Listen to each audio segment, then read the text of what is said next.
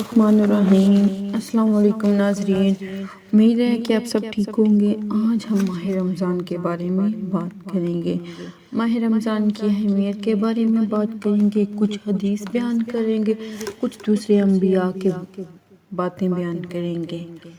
جب رمضان کی پہلی رات ہوتی ہے تو آسمانوں کے دروازے کھول دیے جاتے ہیں اور آخری رات تک نہیں بند ہوتے۔ حضور صلی اللہ علیہ وسلم نے فرمایا، اگر میرے بندوں کو معلوم ہو کہ رمضان کیا ہے تو میری امت تمنا کرتی کہ کاش پورا سال رمضان ہی ہو۔ مسلمانوں کے دوسرے خلیفہ حضرت عمر فاروق فرماتے ہیں، اس مہینے کو خوش آمدید جو ہمیں پاک کرنے والا ہے۔ پورا رمضان خیر ہی خیر ہے، دن کا روزہ ہو یا رات کا قیام، اس مہینے میں خرچ کرنا جہاد میں خرچ کرنے کا درجہ رکھتا ہے۔ جب ماہ رمضان تشریف لاتا تو حضور صلی اللہ علیہ وسلم کا رنگ مبارک تبدیل ہو جاتا اور کثرت سے نماز اور خوب دعائیں مانگتے۔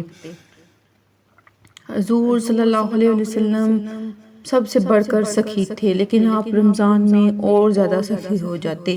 جب ماہ رمضان آتا تو سرکار مدینہ ہر قیدی کو رہا کر دیتے، ہر سائل کو عطا فرماتے۔ حضرت ابراہیم فرماتے ہیں، ماہ رمضان میں ایک دن کا روزہ رکھنا 1000 دن کے روزے رکھنے سے افضل ہے۔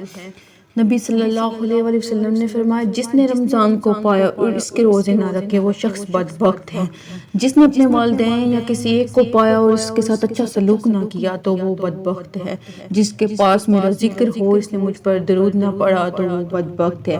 اللہ پاک نے حضرت موسیٰ علیہ السلام سے فرمایا، میں نے امت محمدیہ کو 2 نور عطا کیے تاکہ وہ اندھیروں سے محفوظ رہے۔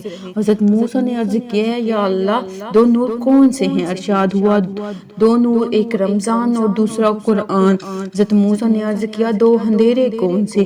فرمایا، ایک قبر کا اندھیرا، دوسرا قیامت۔ امیر المومنین مولا کائنات حضرت علی المرتضیٰ شیر خدا سے روایت ہے کہ اللہ کے پیارے رسول کا فرمان ہے، بے شک اللہ بنی اسرائیل کے ایک نبی کی طرف وحی فرمائی کہ اپنی قوم کو خبر دیں، جو بندہ میری رضا کے لیے ایک دن کا روزہ رکھتا ہے تو میں اس کے جسم کو صحت بھی عطا کروں گا اور اس کو اجر عظیم بھی دوں گا۔ بے شک جنت سال کے شروع سے اگلے سال تک رمضان کے لیے سجائی جاتی ہے، اور فرمایا، رمضان شریف کے پہلے دن جنت کے درختوں میں سے بڑی بڑی آنکھوں والی حوریں وہاں پر چلتی ہیں اور عرض کرتی ہیں، اے خدا اپنے بندوں میں سے ایسے بندوں کو ہمارا شوہر بنا جن کو دیکھ کر ہماری آنکھیں ٹھنڈی ہوں اور جب وہ ہمیں دیکھے تو ان کی آنکھیں بھی ٹھنڈی ہو جائیں۔ رمضان کریم کی ہر شب آسمانوں میں صبح صادق تک ایک منادی یہ اعلان کرتا ہے کہ اے بھلائی کرنے والے ارادہ پختہ کر لے اور خوش ہو جا، اے برائی کرنے والے باز آ جا۔ ہے کوئی طلب مغفرت کرنے والا، اس کی طلب پوری کی جائے۔ ہے کوئی توبہ کرنے والا، اس کی توبہ قبول کی جائے۔ ہے کوئی دعا مانگنے والا، اس کی دعا قبول کی جائے۔ ہے کوئی سائل جو سوال کرے اور اس کا سوال پورا کیا جائے۔ اللہ پاک رمضان المبارک کی ہر شب میں افطار کے وقت 60,000 گناہگاروں کو دوزخ سے آزاد فرماتا ہے۔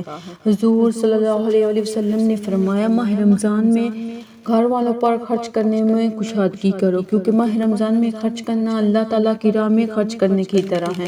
روزہ اور قرآن بندے کے لیے قیامت کے دن شفاعت کریں گے، اللہ تعالیٰ ان دونوں کی شفاعت بندے کے حق میں قبول کرے گا۔ بے شک اللہ تعالیٰ رمضان کے روزے تم پر فرض کیے ہیں اور تمہارے لیے رمضان کے قیام کو سنت قرار دیا ہے، لہذا جو شخص رمضان میں روزے رکھے اور ایمان کے ساتھ، نیت کے ساتھ، ثواب کی نیت سے قیام کرے تو وہ اپنے گناہوں سے ایسے نکل گیا جیسے ولادت کے دن اس کی ماں نے اس کو جنا۔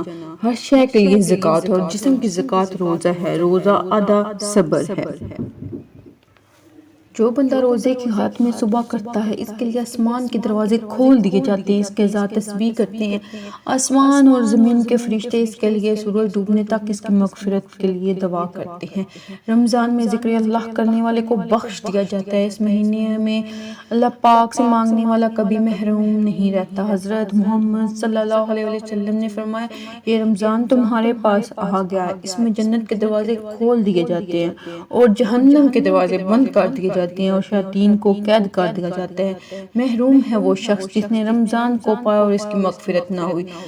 اب اگر اس کی مغفرت رمضان میں نہ ہوئی تو کب ہوگی؟ حضور صلی اللہ علیہ وسلم نے رمضان کے روزے رکھنے کا بہت اجر اور ثواب بیان کیا ہے۔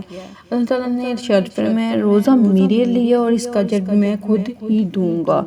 اللہ پاک ہمیں رمضان کے روزے رکھنے کی توفیق عطا فرمائے اور نیک کام کرنے کی توفیق عطا فرمائے۔